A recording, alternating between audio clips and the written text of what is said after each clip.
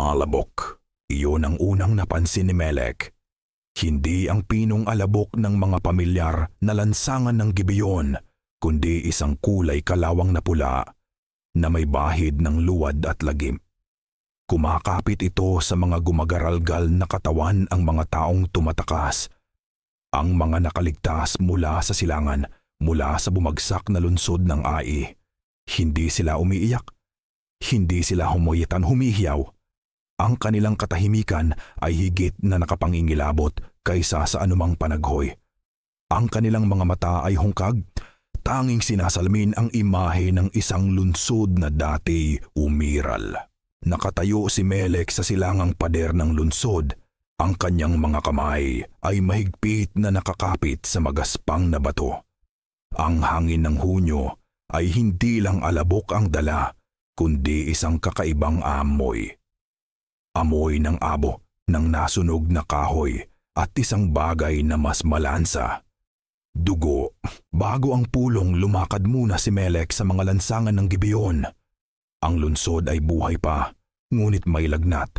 Ang martilyo ng panday ay pumupukpok sa bakal, hindi para gumawa ng araro, kundi para patalasin ang mga dulo ng sibat. Ang tunog ay nagmamadali, desperado. Sa isang sulok, isang ina ang mahigpit na yumayakap sa kanyang umiiyak na anak. Ang kanyang mga pampakalmang salita ay tila nilulunod ng isang hindi nakikitang takot na gumagapang sa himpapawid. Ang takot na iyon ay may pangalan, Josue. Dinala siya ng kanyang mga paa sa silangang tarangkahan. Doon, sa ilalim ng nakakapasong araw, isang mahabang pila ng mga kaluluwang pagod ang dumaan. Ang mga huling nakaligtas mula sa Ai. Ang kanilang mga paa ay duguan, ang kanilang mga mata ay tulad ng salamin na basag, sumasalamin sa mga pira-pirasong alaala ng apoy at sigawan. Walang sino man sa Gibeon ang nagsalita sa kanila. Ang kanilang presensya lamang ay isang sermon na mas malakas kaysa sa anumang salita. Iniwas ni Melek ang kanyang tingin at napadako ito sa isang maliit na patio malapit sa pader. Doon, ang kanyang anak na si Keren ay naglalaro. Ang kanyang tawa ay isang musika sa gitna ng ingay ng pangamba. Hinahagis niya ang isang bola na gawa sa basahan. Walang kamalay-malay sa anino ng kamatayan na papalapit sa kanilang mga pader. Ang imahe niya, ang kanyang buhay, ang kanyang kinabukasan, ang nagpatigas sa determinasyon ni Melek. Umatras siya mula sa tarangkahan, ang bigat ng isang buong lunsod ay nasa kanyang mga balikat. At naglakad patungo sa silid ng pulong. Ang silid ay puno na ng tensyon. Si Barak, na ang mga braso ay kasinlaki ng mga sanga ng puno, ay nakatayo. Nagtitipon ang mga hari ng Kanaan. Anya, ang kanyang boses ay isang dagundong. At ano ang ginagawa natin? Nagtatago na parang mga daga, sasama tayo sa kanila. Ipapakita natin sa mananakop na ito kung paano mamatay ng may karangalan. Si Elizur, isang matandang pinuno na ang balbas ay kasimputi na ng niyebe, ay tumango. Ang ating mga ninuno ay hindi yumuko kaninuman. Ang dugong dumadaloy sa ating mga ugat ay dugo ng mga mandirigma. Mas mabuti pang mamatay sa laban kaysa mabuhay sa tanikala.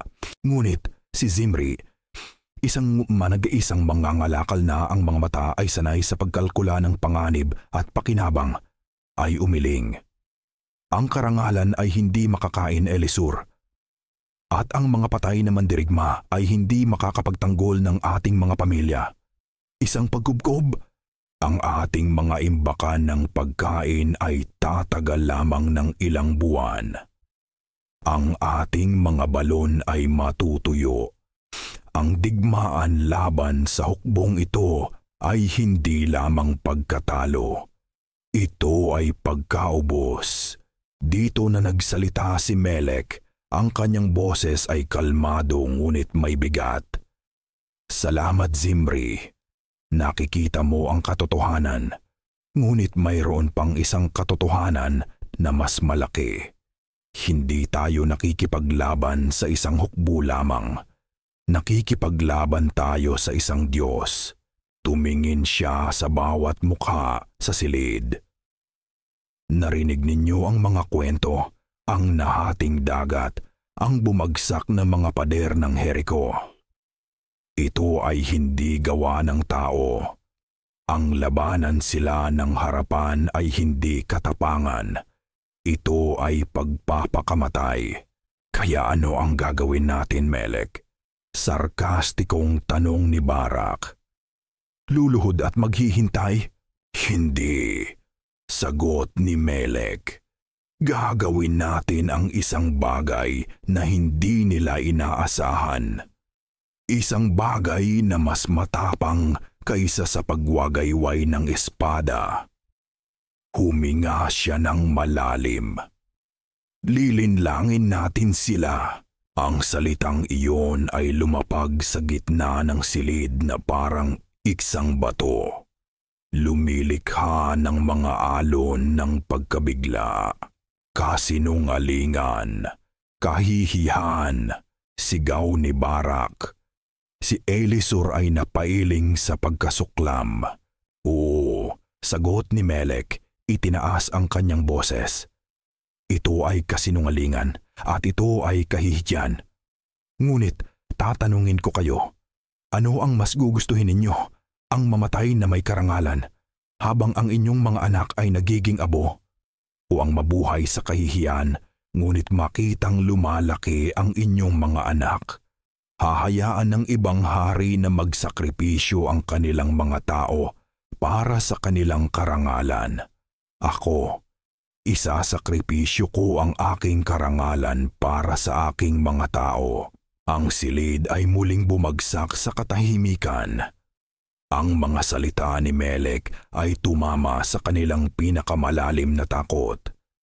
Si Ezron, ang pinakamatanda, ay tumayo at tumango. Gawin natin ang plano. Ang desisyon ay nagawa na. Nang gabing iyon, pagkatapos ng pulong, umuwi si Melek na tila 100 taon ang idinagdag sa kanyang edad.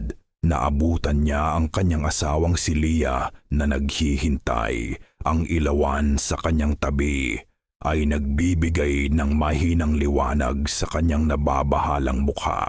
Natapos na. Tanong niya. Ang kanyang boses ay halos pabulong. Tumango si Melek. Sumang-ayon sila. Lumapit si Leah at hinawakan ang kanyang kamay. Ito ay malamig na parang bato. Ito ang tanging paraan. Ito ang tanging paraan para mabuhay si Keren, sagot ni Melek. Ang kanyang boses ay basag. Tumingin siya sa mga mata ng kanyang asawa. Gagawin nila akong isang sinungaling Leah, isang pulubi, isang mandaraya. Ang pangalan ko ay mababahiran ng kahihiyan magpakailanman. Hindi umiyak si Leah. Sa halip, hinigpitan niya ang hawak sa kanyang kamay. Kung ang kahihiyan mo ang magiging kaligtasan ng ating anak, kung gayon isuot mo ang kahihiyang iyan na parang isang baluti, mahal ko, isuot mo ito na parang korona ng isang hari. Ako at ang buong Gibeon ay tatayo sa likod mo, sa likod ng iyong kasinungalingan. Umuwi ka lang na buhay. Sa mga salitang iyon, naramdaman ni Melek ang isang pamilyar na lakas na bumabalik sa kanya. Hindi ito ang lakas ng isang mandirigma, kundi ang lakas ng isang ama at isang asawa. Ang kanyang misyon ay malinaw na. Hindi ito tungkol sa karangalan. Ito ay tungkol sa pag-ibig. Ang paghahanda ay isang ritual ng pagyurak sa sarili. Sa isang tago na silid, tinipo nila ang mga kasangkapan para sa kanilang dula. Pinapanood ni Melek habang si Gedor, ang pinakabata sa kanila, ay nanginginig na hinahawakan ang isang maruming damit. Hindi ko yata kaya ito pinunong Melek, bulong ni Gedor. Ang kanyang mga mata ay puno ng luha. Ang magpanggap na isang bagay na hindi ako ang magsinungaling. Ito ay parang lason. Nilapitan siya ni Melek at inilagay ang kamay sa kanyang balikat. Ang lason na pumapatay ay ang espada ng Israel, Gedor. Ang lason na ito, sabi niya, sabay hawak sa maruming tela. Ito ang gamot. Isipin mo ito bilang isang baluti. Isang baluti ng kahihiyan na magpoprotekta sa iyong pamilya. Sa bawat sandaling nararamdaman mo ang bigat ng kasinungalingan, isipin mo ang tawa ng iyong anak na babae. Iyon ang magbibigay sa iyo ng lakas. Tumango si Gedor, pinunasan ang kanyang mga luha at isinuot ang damit. Ang bawat isa sa kanila ay sumailalim sa parehong pagbabago. Tinatalikuran ang kanilang pagkatao bilang mga pinuno at niyayakap ang anyo ng mga pulubi. Naglagay sila ng alikabok sa kanilang mga buhok. Nagpahid ng dumi sa kanilang mga mukha. Ang kanilang mga tinapay na inaamag at mga sisidla ng alak na halos mabasag ay hindi lamang mga props. Ito ay mga simbolo ng kanilang isinukong dangal. Umalis sila bago pa man sumikat ang araw, na parang mga anino na lumabas mula sa kanilang sariling lunsod. Ang daan patungong Gilgal ay tila galit sa kanila. Ang araw ay isang martilyo na pumupukpok sa kanilang mga ulo. Ang mga bato ay tumutusok sa kanilang mga manipis na sandalyas. Sa ikalawang araw ng paglalakbay, habang sila ay naglalakad sa isang makitid na daanan sa pagitan ng mga burol, bigla silang pinahinto ni Melek. Sa di kalayuan, isang ulap ng alikabok ang papalapit, isang pangkat ng mga mangangabayo. Masyadong mabilis para sa mga mangangalakal. Ito ay mga sundalong Kanaanita, marahil mula sa Jerusalem. Sa mga bato, bilis, utos ni Melek. Nagtago sila sa likod ng malalaking bato. Ang kanilang mga puso ay dumadagundong sa kanilang mga dibdib. Pinanood nila ang mga sundalo na dumaan. Ang kanilang mga armor ay kumikinang. Ang kanilang mga tawa ay malalakas, asa at walang malay. Kung sila ay natagpuan, ang kanilang misyon at ang kanilang buhay ay magwawakas doon din. Nang mawala na ang mga sundalo, nanatili silang nakatago ng ilang sandali. Ang katahimikan ay binasag lamang ng kanilang mabibigat na paghinga. Nakita mo ba, Gedor? Bulong ni Melek. Iyan ang karangalan na sinasabi ni Barak. Papunta sila sa isang digmaan na hindi nila maipapanalo. Tayo ay papunta sa isang kasunduan na magliligtas sa ating lahat. Sa gabing iyon, sa paligid ng isang maliit at halos walang usok na apoy, sinanay nilang muli ang kanilang kwento. Tatanungin nila tayo tungkol sa ating ruta, sabi ni Melek.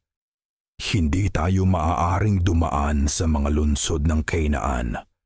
Sasabihin natin na naglakbay tayo sa timog, sa paligid ng mga bundok, isang mas mahaba ngunit mas ligtas na daan.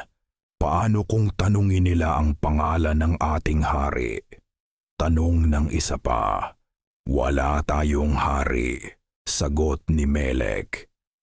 Tayo ay pinamumunuan ng isang konseho ng mga pinuno. Iyon ang katotohanan, at ang katotohanan ay mas madaling tandaan. Habang nagsasalita siya, ang kanyang isipan ay nasa ibang lugar.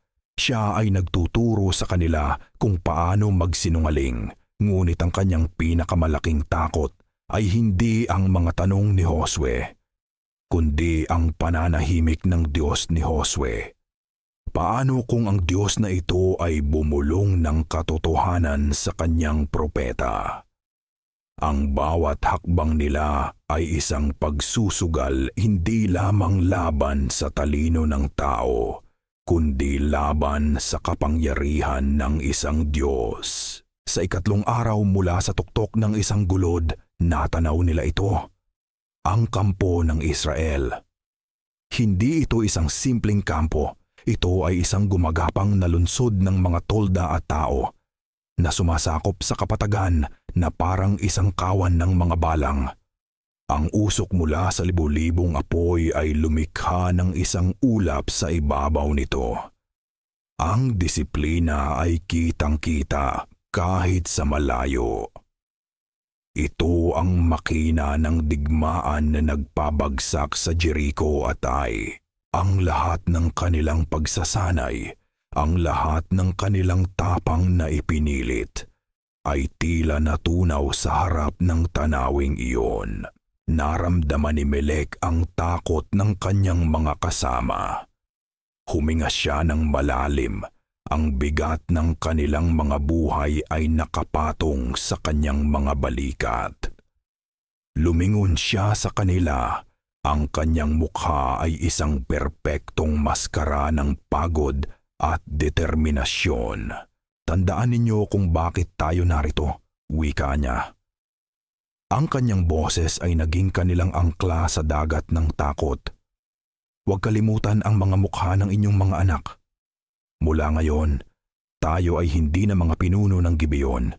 Tayo ay alabok mula sa isang malayong lupain. Ngayon, lumakad tayo patungo sa ating kapalaran. At sinimulan nila ang kanilang mabagal na pagbaba. Bawat hakbang ay isang panalangin at isang kasinungalingan patungo sa puso ng kapangyarihan na kanilang inaasahang malinlang. Ang paglalakad sa gitna ng kampo ng Israel ay isang uri ng torture para kay Melek. Ang bawat tingin mula sa mga sundalo ay parang isang sibat na tumutusok sa kanyang balat kayo. Dinala sila ni Othniel sa gitna ng lungsod Tolda at ang nakita ni Melek ay hindi isang kampo ng mga nomadiko, kundi isang organisadong makina ng pananakop. Nakita niya ang mga panday na nag-aayos ng mga espada, ang kanilang mga martilyo ay may ritmong may tiwala sa sarili. Hindi tulad ng desperadong pagpukpok sa Gibeon. Nakita niya ang mga babae na naggigiling ng butil. Ang kanilang mga galaw ay kalmado at sanay. Sa isang malawak na espasyo, daan-daang sundalo ang nagsasanay sa ilalim ng araw.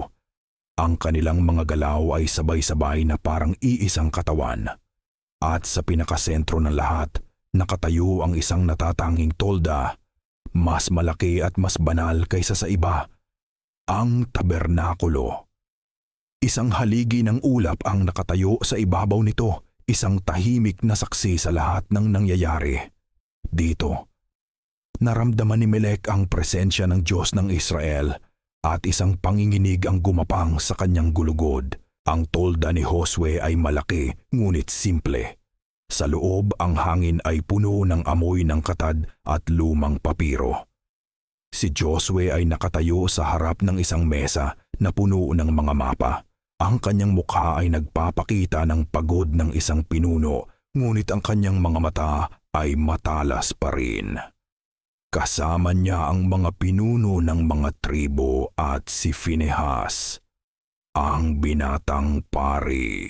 Yumuko ng napakababa si Melek at ang kanyang mga kasama. Sino kayo at ano ang inyong pakay? Tanong ni Josue. Ang kanyang boses ay kalmado ngunit may awtoridad. Sinimula ni Melek ang kanyang isinayaw na kuwento. Ang bawat salita ay maingat na pinili.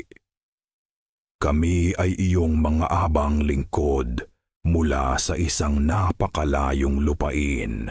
Habang nagsasalita si Melek, ang kanyang buong pagkatao ay nakatuon sa pagganap. Ngunit habang siya ay nagsasalita, isa sa mga matatandang pinuno ng Israel ang pumutol sa kanya.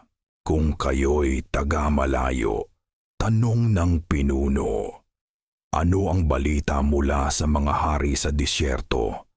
Dumaan ba kayo malapit sa Edom? Isang patak ng pawis ang tumulo sa gilid ng mukha ni Melek. Ito ay isang tanong na hindi nila inasahan. Ngunit ang kanyang isipan na pinatalas ng desperasyon ay mabilis na gumana. Ang daan malapit sa Edom ay mapanganib, dakilang pinuno. Naglakbay kami sa mas timog na ruta, isang mas mahirap na daan upang iwasan sila. Ang tanging balita na aming narinig ay ang katanyagan ng inyong Diyos, na umabot na kahit sa aming liblib na lugar. Tiningnan ni Josue ang mga tinapay na inaamag at ang mga sirang sisidlan ng alak. Ang kanyang isipan ay hindi lubos na nakatuon sa kanila. Ang kanyang tunay na alalahanin ay ang mga mapa sa kanyang mesa, ang alyansa ng 5 hari ng mga Amorita sa timog. Iyon ang tunay na banta. Ang mga kaawa-awang dayuhang ito ay isang maliit na bagay lamang, isang patunay ng lumalawak na takot sa Panginoon. Tumingin siya sa kanila at nakita ang eksaktong inaasahan niyang makita. Mga taong pagod at desperado. Ang kanyang karanasan ay bumulong sa kanya na sila ay nagsasabi ng totoo. Ngunit si Phinehas ang pari ay nakaramdam ng ibang bagay. Ang kanyang espiritu ay hindi mapakali. Ang kanilang mga sagot ay masyadong makinis. Ang kanilang paggalang ay tila labis. Mayroong isang bagay na mali, isang maling nuta sa kanilang awit ng pagpapakumbaba. Tumingin siya kay Josue, handang imungkahi na sumangguni muna sa Diyos. Binuksan niya ang kanyang bibig upang magsalita. Ngunit sa sandaling iyon, isa sa mga pinuno ang kumuha ng isang piraso ng tinapay mula sa kamay ni Kedor. Tingnan ninyo, sabi ng pinuno. Ito ay matigas na parang bato. Ang sandali ay nawala. Ang atensyon ng lahat ay naibalik sa ebidensya. Isinara ni Phinehas ang kanyang bibig. Nag-alinlangan siyang questionin ang praktikal na paghuhusga ng mga pinuno. Ang kanyang katahimikan ay naging kanyang pagsang-ayon. Ang mga pinuno ay tumikim sa kanilang mga probisyon, isang simbolikong pagkilos ng pagtanggap. Para kay Melek, ang sandaling iyon ay isang kawalang hanggan.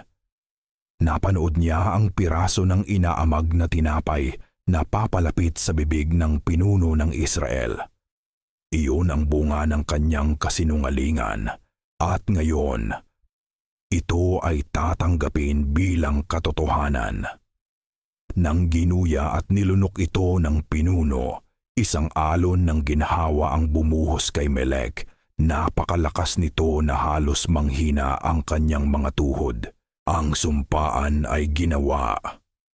Ang mga pinuno ng Israel, kasama si Josue, ay itinaas ang kanilang mga kamay. Sa pangalan ng Panginoon, ang Diyos ng Israel, taimtim na deklara ni Josue, kami ay nanunumpa na hindi namin kayo sasaktan. Isang kasunduan ng kapayapaan ang nabuo sa pagitan ng ating mga bayan. Habang dinadala sila palabas ng tolda, narinig ni Melek ang mga salitang iyon na umuulit sa kanyang isipan. Sa pangalan ng Panginoon, ang Diyos ng Israel. Nagtagumpay siya. Nailigtas niya ang Gibeon. Ngunit sa paggawa nito, itinali niya ang kanyang bayan sa isang kasinungalingan na may selyo ng isang banal at nakakatakot na pangalan. Ang bigat ng tagumpay ay kasing bigat ng takot na nagtulak sa kanya dito. Sa loob ng 3 araw, ang delegasyon ng Gibeon ay nabuhay sa isang kakaibang limbo. Sila ay mga panauhin at mga bilanggo ng sabay. Tinanggap nila ang pagkain ng Israel. Natulog sa ilalim ng proteksyon ng kanilang mga bantay. Ngunit ang bawat ngiti ng isang sundalo ay tila isang paalala ng kanilang malaking kasinungalingan. Si Gedor ay halos hindi makakain. Ang bawat subo ay parang abo sa kanyang bibig.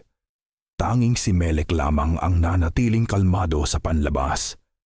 Ang kanyang mukha ay isang hindi nababasag na maskara. Habang sa loob, ang kanyang kaluluwa ay nagbibilang ng bawat oras na lumilipas. Samantala, sa 3 araw ipinadala ni Josue ang isang pangkat ng mga tagamanman sa pamumuno ni Othniel upang suriin ang mga ruta sa Timog Kanluran. Sila ay naglakbay ng mabilis at tahimik.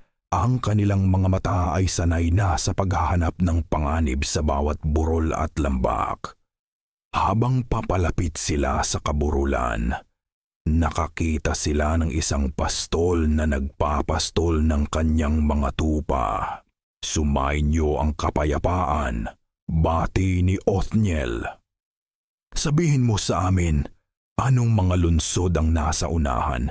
Ang pastol, isang matandang lalaki na ang mukha ay kulubot na parang tuyong lupa, ay ngumiti. Nasa lupain na kayo ng mga Hivita, mga sundalo. Ang malaking lunsod sa unahan ay ang Gibeon. At ang mga mas maliliit ay ang Chepira, Beeroth at Kiriath Jearim. Malalakas na lunsod, ngunit ang lahat ay nanginginig sa takot dahil sa hukbo ni Josue. Napatigil si Othniel. Ang mga pangalan, ang paglalarawan. Ang kanyang isipan ay mabilis na nagdugtong-dugtong sa mga piraso. Tumingin siya sa kanyang kasama at nakita niya ang parehong pagkabigla at pagkaunawa sa mga mata nito. Nagpasalamat sila sa pastol at mabilis na umalis. Gibeon, ulit ni Othniel sa kanyang sarili. Ang salita ay parang lason sa kanyang dila. Tumingin siya sa direksyon kung saan naroon ang kanilang kampo. 3 araw lamang na paglalakbay ang layo. Mula sa isang napakalayong lupain, sabi niya ng may pagkasuklam. Ginagaya ang boses ni Melek. Ang pagbabalik nila sa Gilgal ay isang nagngangalit na bagyo ng alikabok at galit. Hindi na nila inalintana ang pag-iingat. Ang tanging nasa isip ni Othniel ay ang mukha ng matandang Gibeonita, ang kanyang mga matang nagmamakaawa, ang kanyang kwentong perpektong isinadula. Naramdaman niya ang kahihiyan, isang kumander ng Israel na linlang ng mga punit-punit na damit at inaamag na tinapay. Ngunit sa ilalim ng kahihiyan ay isang mas malalim na galit, isang pagtataksil sa kanilang misyon. Ang mga kaaway na ito ay dapat lipulin ayon sa utos ng Diyos. Ngayon, dahil sa kanilang kahangalan, ang mga kaaway na ito ay nabubuhay sa ilalim ng isang sagradong sumpaan. Pumasok siya sa kampo na parang isang ipo-ipo. Tumalon mula sa kanyang kabayo bago pa man ito tuluyang huminto at sumugod sa tolda ni Josue. Ang kanyang pagpasok ay biglaan at walang galang. Pinuno.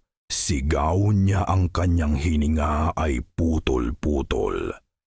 Ang mga Gibeonita, sila ang mga dayuhan. Ang kanilang mga lunsod ay 3 araw lamang na paglalakbay mula rito. Nilinlang nila tayo. Ang balita ay isang kidlat na tumama sa puso ng kampo. Mula sa tolda patungo sa tolda, kumalat ang salita. Ang pagdududa ay naging pagkabigla at ang pagkabigla ay naging isang nag-aalab na galit. Ang mga sundalo, na naghahanda para sa isang marangal na labanan, ay naramdaman na sila ay ginawang mga hangal. Nagtipon sila sa mga grupo, ang kanilang mga bulungan ay naging mga sigaw ng paghihiganti. Sa loob ng tolda, ang reaksyon ni Josue ay isang nakakatakot na katahimikan. Ang kanyang mukha ay nawalan ng kulay. Una ay ang apoy ng galit ng isang general. Ngunit mabilis itong pinatay ng isang nagyeyalong alon ng katotohanang espiritual. Hindi niya kailangang tanungin kung paano ito nangyari. Alam niya. Ang sagot ay nasa katahimikan ng 3 araw na nakalipas. Ang katahimikan kung saan dapat ay may panalangin. Hindi sila humingi ng payo mula sa bibig ng Panginoon. Ang hatol ay malinaw sa kanyang isipan at ito ay nakadirekta sa kanyang sarili. Ang galit niya ay naging isang malamig na bato sa kanyang sikmura. Dalhin sila rito, utos niya. Ang kanyang boses ay mababa at mapanganib. Ang paglalakad ni Melek mula sa kanilang tolda patungo sa tolda ni Josue ay isang prosesyon patungo sa kamatayan. Narinig niya ang mga sigaw, nakita niya ang mga mukha na puno ng pagkamuhi. Ang dula ay tapos na. Hinubad niya ang kanyang maskara ng pulubi at hinarap ang mga sundalo na may dignidad ng isang pinuno na tinatanggap ang kanyang kabiguan. Sa loob ng tolda, ang hangin ay mabigat. Si Josue ay nakatayo na parang isang estatwa ng galit. "Bakit ninyo kami nilinlang?" tanong ni Josue. Huminga ng malalim si Melek. Wala ng kasinungalingan. "Sapagkat kami ay labis na natakot para sa aming mga buhay," sagot niya. Ang kanyang boses ay matatag. "Narinig namin ang ginawa ng inyong Diyos sa Ehipto. Narinig namin ang ginawa ninyo sa Jericho at Ai. Alam namin na kami na ang susunod. Ang utos ng inyong Diyos ay lipulin kami." Tumingin siya ng diretsyo sa mga mata ni Josue. Isang tingin ng isang taong wala ng pag-asang matalo. "Ang aming panlilinlang ay hindi ipinanganak mula sa pagmamataas, Pinuno Josue. Ito ay ipinanganak mula sa matinding takot sa inyong Diyos." Pagkatapos ay yumuko siya. Isang ganap na pagsuko. "At ngayon, narito, kami ay nasa iyong kamay. Gawin mo sa amin kung ano ang tila mabuti at tama sa iyong paningin." Ang pag-amin ay nagpatahimik sa silid. Ito ay hindi isang paghingi ng tawad, kundi isang salamin. Ipinakita nito kay Josue at sa mga pinuno ang imahe ng kanilang sariling kapangyarihan at ang lagim na idinudulot nito sa kanilang mga kaaway. Tumingin si Josue sa kanyang mga pinuno, pagkatapos ay sa galit na karamihan sa labas. Itinaas niya ang kanyang kamay at ang kanyang desisyon ay bumagsak na parang iisang palakol. "Hindi natin sila maaaring saktan," deklara niya. "Sapagkat nanumpa tayo sa kanila sa pangalan ng Panginoon, ang Diyos ng Israel. Pananagutan natin ang ating sumpaan." Ang desisyon ni Josue na panagutan ang sumpaan ay bumagsak na parang isang malaking bato sa nag-aalab na dagat ng galit ng mga Israelita. Ang mga bulungan ng hindi pagsang-ayon ay naging isang malakas na ugong. Si Othniel, na ang mukha ay isang maskara ng pagkasuklam, ay humakbang pasulong bilang kinatawan ng mga mandirigma. "Pinuno Josue," sabi niya. Ang kanyang boses ay puno ng paggalang, ngunit may talim ng pagtutol. "Ang utos ng Panginoon ay malinaw. Sinabi niyang lipulin ang lahat ng naninirahan sa lupaing ito. Paano natin hahayaang manatili ang mga manlilinlang na ito sa ating kalagitnaan? Ang sumpang ito ay ipinanganak mula sa isang kasinungalingan. Tiyak na hindi ito kinikilala ng Diyos. Isang sigaw ng pagsang-ayon ang umalingaw-ngaw mula sa mga sundalo. Ang sitwasyon ay nasa bingit ng isang pag-aalsa. Humarap si Josue sa kanila, hindi bilang isang heneral na nag-uutos, kundi bilang isang ama na nagdidisiplina. Ang kanyang mga mata ay sinuri ang bawat mukha sa karamihan. Kinikilala ang kanilang galit, ang kanilang pagkadismaya. Naririnig ko ang inyong galit, mga mandirigma ng Israel. Dagundong ng kanyang boses. At ang galit ninyo ay makatarungan. Ako, ang inyong pinuno, ay nalinlang. Nagkamali ako sa hindi pagsangguni sa Panginoon. Ang responsibilidad na iyon ay pasanin ko.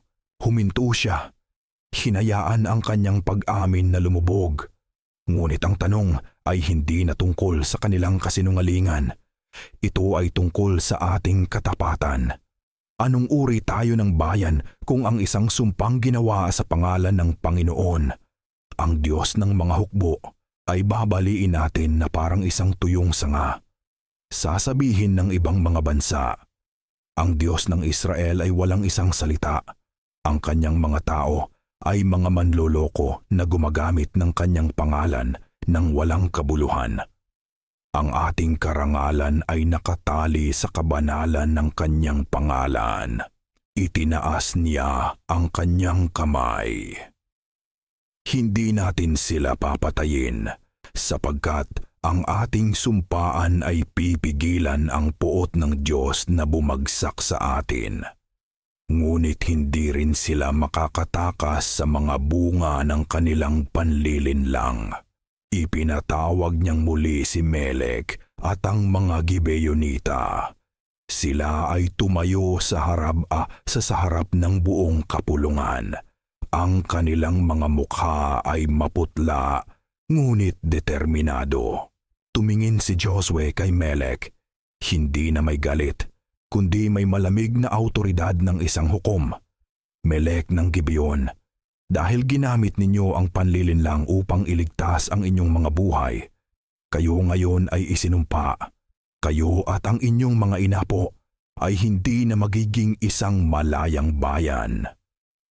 Mula sa araw na ito, kayo ay magiging mga tagaputol ng kahoy at mga tagasalok ng tubig para sa sambahayan ng Israel at para sa altar ng aking Diyos. Magpakailanman, ang hatol ay binitiwan na. Isang buhay ng pagkaalipin. Niyuko ni Melek ang kanyang ulo. Tinatanggap ang bigat ng mga salita. Ito ang presyo. Isang napakabigat na presyo. Ngunit habang siya ay nakayuko, isang salita ang umalingaw-ngaw sa kanyang isipan. Buhay. Pagkatapos, bumalik sila sa Gibeon. Ang pagbabalik ay mas mahirap kaysa sa pag-alis. Habang papalapit sila sa kanilang mga pader, ang mga tao ay nagsilabasan upang salubungin sila. Ang kanilang mga mukha ay puno ng nag-aalalang pag-asa. Tumayo si Melek sa harap ng kanyang mga kababayan sa liwasan ng lungsod. Ang lahat ay tahimik. Ako ay nagdala ng kapayapaan, sabi niya, ang kanyang boses ay pagod. Walang sundalong Israelita ang gagalaw sa inyo. Ang ating mga anak ay ligtas. Isang alon ng kagalakan at ginhawa ang kumalat sa karamihan, ngunit itinaas ni Melek ang kanyang kamay. Ngunit ang kapayapaang ito ay may kapalit. Upang iligtas ang ating mga buhay, isinuko ko ang ating kalayaan. Tayo ngayon ay mga alipin. mga tagaputol ng kahoy at tagasalok ng tubig para sa Israel at sa kanilang Diyos. Ang kagalakan ay namatay, napalitan ng isang mabigat na katahimikan. Ang ilan ay nagsimulang umiyak. Ang kanilang kaligtasan ay nakabalot sa kanilang kahihiyan. Ngunit pagkatapos, si Leah, ang asawa ni Melek, ay lumapit mula sa karamihan. Lumapit siya sa kanyang asawa, kinuha ang kanyang kamay, at itinaas ito para makita ng lahat. Ang taong ito ay isinakripisyo ang kanyang karangalan upang tayo ay mabuhay. Sigaw niya. Hindi tayo mga alipin, tayo ay mga nakaligtas, at dahan-dahan, isang tao, pagkatapos ay isa pa, ang nagsimulang pumalakpak. Hindi ito isang masayang palakpakan, kundi isang palakpakan ng pasasalamat, ng pag-unawa, at ng isang malungkot na pagtanggap sa kanilang bagong katotohanan. Epilogo. Makalipas ang isang taon, ang tunog ng palakol ni Melek na tumatama sa kahoy ay naging isang pamilyar na ritmong sa kanyang buhay.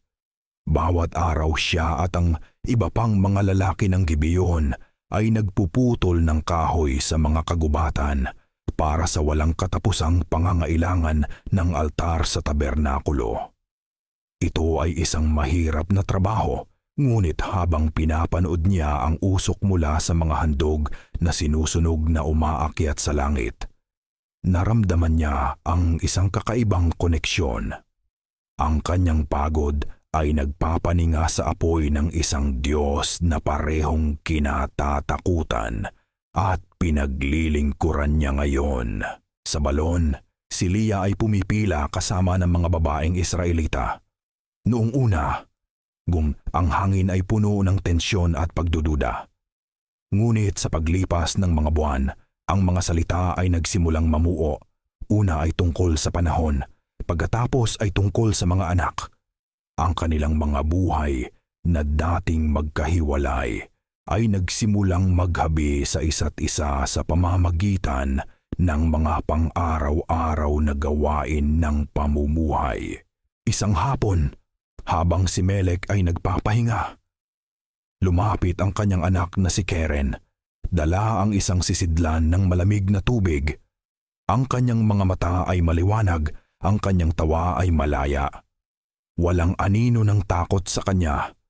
Kinuha ni Melek ang tubig na isinalok ng kanyang asawa mula sa balon ng mga Israelita, na dinala sa kanya ng kanyang anak na babae na mabubuhay dahil sa kanyang kasinungalingan.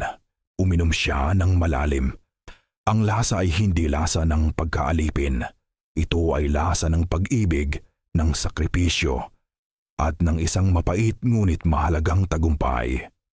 Dito, sa ilalim ng anino ng isang makapangyarihang Diyos, sa gitna ng kanilang paglilingkod, natagpuan ng mga Gibeonita ang kanilang kaligtasan. At para kay Melek, iyon ay sapat na. At sa gayon, ang kwento ni Melek at ng kanyang matalinong panlilinlang ay nagwakas, hindi sa tunog ng mga trumpeta ng tagumpay, kundi sa ritmikong tunog ng mga palakol na pumuputol ng kahoy at ng tubig na ibinubuhos sa mga banga. Natagpuan ng mga Gibeonita ang kanilang buhay, isang buhay na nakatali sa paglilingkod at sa isang banal na sumpaan. Sila ay naging isang mahalagang bahagi ng Israel, isang tahimik ngunit palaging naroon na presensya, isang buhay na testamento sa parehong panlilinlang ng tao at sa katapatan ng isang sumpang ginawa sa pangalan ng Diyos. Lumipas ang mga taon, pagkatapos ay mga dekada, at pagkatapos ay mga siglo. Tinakpan ng alabok ng panahon ang alaala ni Josue at ng mga unang pananakop. Ang Israel ay hindi na isang alyansa ng mga tribo, kundi isang kaharian na may sarili nitong unang hari.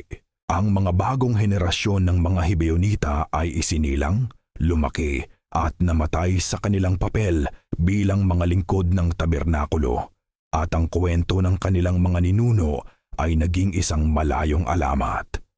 Ang sumpaan ay tila nalimutan na, isang lumang pahina na lamang sa kasaysayan. Ngunit ang isang sumpang ginawa sa harap ng Diyos ay hindi kailanman tuluyang namamatay.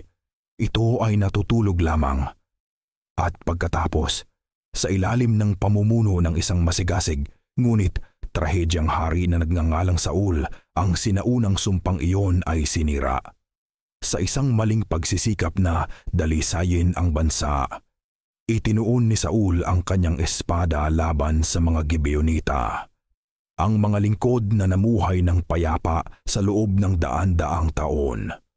Dumanak ang dugo sa lupaing pinoprotektahan ng isang sagradong pangako. Ginising ng kilos na iyon ang isang natutulog na sumpa. Ang mga kahihinatnan ay hindi dumating kaagad, ngunit dumating ito ng may kalupitan. Naghasik ng isang terribleng tagutom sa buong lupain sa ilalim ng pamumuno ng sumunod na hari. At si Haring David mismo, maraming taon pagkatapos, ang kinailangang harapin ang isang nakakatakot na tanong. Paano matutubos ang isang sirang sumpaan? At ano ang halaga ng katarungan para sa dugo ng mga Gibeonita? Ang kwento ng kanilang kaligtasan ay nagbago ngayon at naging isang trahedya ng pagtataksil at pagbabayad sala. Ang takot ay may amoy. Natutunan ito ni Melek, isang pinuno ng Gibeon, sa araw na dumaan ang mga nakaligtas mula sa Ai sa tarangkahan ng kanyang lungsod. Amoy ng abo, ng natuyong dugo at ng isang bagay na mas malala, ang amoy ng nawalang pag-asa. Tumayo siya roon ng matagal hanggang sa isang matandang babae ang bumagsak malapit sa kanya. Nang sinubukan niyang tumulong, itinulak ng babae ang kanyang kamay. Ang mga mata nito ay walang laman, ngunit puno ng apoy. "Huwag mo kaming kaawaan," anas niya. "Manalangin ka para sa iyong sarili." Ang kanilang Diyos ay isang apoy na tumutupok. Ang mga salitang iyon ay sumunog sa isipan ni Melek habang siya ay naglalakad pauwi. Dumaan siya sa liwasan kung saan ang kanyang anak na si Keren ay naglalaro. Ang tawa nito ay isang musika sa gitna ng pangamba. Ang apoy na tumutupok, darating ito para sa Gibeon. Darating ito para kay Keren. Sa sandaling iyon, alam niyang ang karangalan ay walang halaga. Kailangan nila ng ibang sandata. Sa silid ng pulong, ang hangin ay mabigat sa pagmamataas ng mga mandirigma. Pinakinggan niya ang mga nag-aalab na salita ni Barak tungkol sa isang marangal na kamatayan.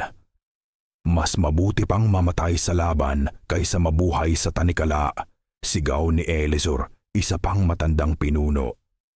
Nang si Melek ay magsalita, ang kanyang boses ay kalmado. "Ang karangalan ay para sa mga makata, Barak. Ang mga pader na gumuho ay para sa mga patay. Anong mas gugustuhin ninyo? Ang mamatay na may hawak na espada habang naririnig ang sigaw ng inyong mga anak? O ang mabuhay na may mantsa sa inyong pangalan, ngunit makitang lumalaki sila sa kapayapaan?" Inilatag niya ang kanyang plano. Ang panlilinlang, ang kahihiyan. Napanood niya ang pagkasuklam sa mukha ng kanyang mga kapwa pinuno. Ngunit hindi siya natinag. Nang gabing iyon, umuwi siya sa kanyang asawang si Leah. "Gagawin nila akong isang sinungaling, Leah," sabi niya. Hinawakan ni Leah ang kanyang kamay. "Kung ang kahihiyan mo ang magiging kaligtasan ng ating anak, kung gayon isuot mo ang kahihiyang iyan na parang isang baluti, mahal ko, umuwi ka lang na buhay." Ang paghahanda ay isang ritual ng pagyurak sa sarili. Si Gedor, ang pinakabatang kasama sa delegasyon, ay nanginginig habang isinusuot ang maruming damit. "Hindi ko yata kaya ito pinunong, Melek," bulong niya. Isipin mo ito bilang isang baluti, Gedor, sagot ni Melek. Isang baluti ng kahihiyan na magpoprotekta sa iyong pamilya. Umalis sila bago sumikat ang araw, na parang mga anino. Ang paglalakbay ay isang pagsubok. Sa ikalawang araw, kinailangan nilang magtago mula sa isang pangkat ng mga sundalong Kanaanita. Ang panganib ay nagpatalas sa kanilang determinasyon. Sa gabi, sa paligid ng isang maliit na apoy, sinanay nilang muli ang kanilang kwento. Huwag kalimutan ang mga mukha ng inyong mga anak, paalala ni Melek. Habang si Melek ay naglalakbay sa disyerto ng panlilinlang sa kampo ng Israel sa Gilgal, si Josue naman ay nakikipagbuno sa mga anino ng digmaan. Siya ay pagod. Ang bigat ng pamumuno sa isang buong bansa ay nakapatong sa kanyang mga balikat. Ang kanyang isipan ay nasa timog, sa alyansa ng 5 hari ng mga Amorita na nagtitipon laban sa kanila. Iyon ang tunay na banta. Sa tabernakulo, si Finehas, ang binatang pari, ay nagsasagawa ng mga ritual sa umaga. Habang ang insenso ay umaakyat sa langit, naramdaman niya ang isang bigat sa hangin, isang espiritual na pagkabalisa na hindi niya maipaliwanag. Ipinagdasal niya ang kaligtasan ng Israel. Ngunit tinanigtian, ngunit may isang pakiramdam na may isang pagsubok na darating na hindi mula sa larangan ng digmaan. Si Othniel, isang batang kumander, ang unang nakakita sa kanila. Ang kanyang unang reaksyon ay pagkaawa, ngunit sa panahon ng digmaan, ang bawat estranghero ay isang banta. Dinala niya sila sa tolda ni Josue. Habang naglalakad sa gitna ng kampo, namangha si Melek sa laki at disiplina nito. Ito ang makina ng digmaan na nagpabagsak sa Jericho at Ai.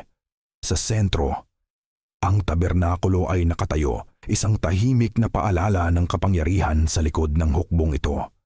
Sa loob ng tolda, sinimula ni Melek ang kanyang pag-arte. Si Josue ay nakikinig, ngunit ang kanyang isipan ay nasa mga mapa. Ang kwentong ito ay isang patunay lamang na ang takot sa Panginoon ay kumakalat. Ang kanyang karanasan ay nagsasabing sila ay nagsasabi ng totoo. Ngunit si Finehas ay nakaramdam ng isang maling nota. Ang kanilang mga salita ay masyadong perpekto. Binuksan niya ang kanyang bibig upang imungkahi na sumangguni sa Diyos. Ngunit sa sandaling iyon, isa sa mga pinuno ang kumuha ng inaamag na tinapay. Ang sandali ay nawala.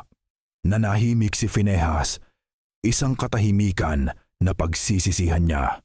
Nang ang sumpaan ay ginawa sa pangalan ng Panginoon, isang alon ng ginhawa ang bumuhos kay Melek.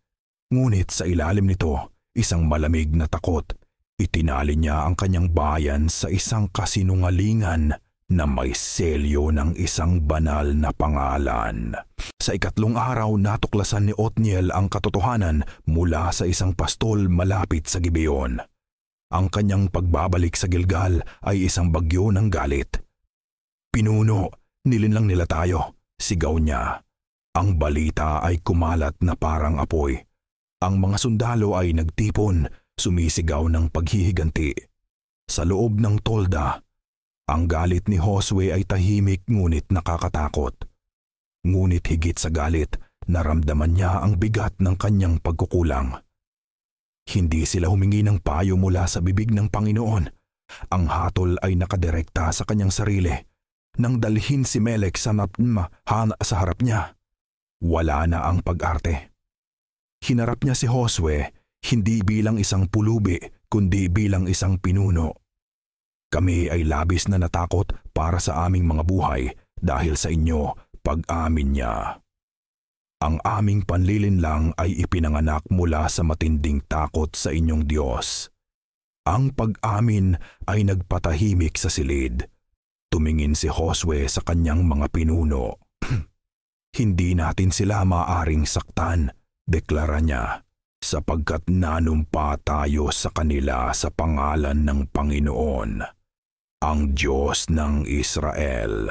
Ang desisyon ni Josue ay sinalubong ng isang umuugong na pagtutol mula sa mga sundalo. Ang utos ng Panginoon ay lipulin sila, sigaw ni Othniel. Humarap si Josue sa nagagalit na karamihan. Ang tanong ay hindi na tungkol sa kanilang kasinungalingan. Ito ay tungkol sa ating katapatan. Kung babaliin natin ang sumpang ito, hindi ang mga Gibeonita ang ating nilalapastangan, kundi ang kabanalan ng pangalan ng ating Diyos.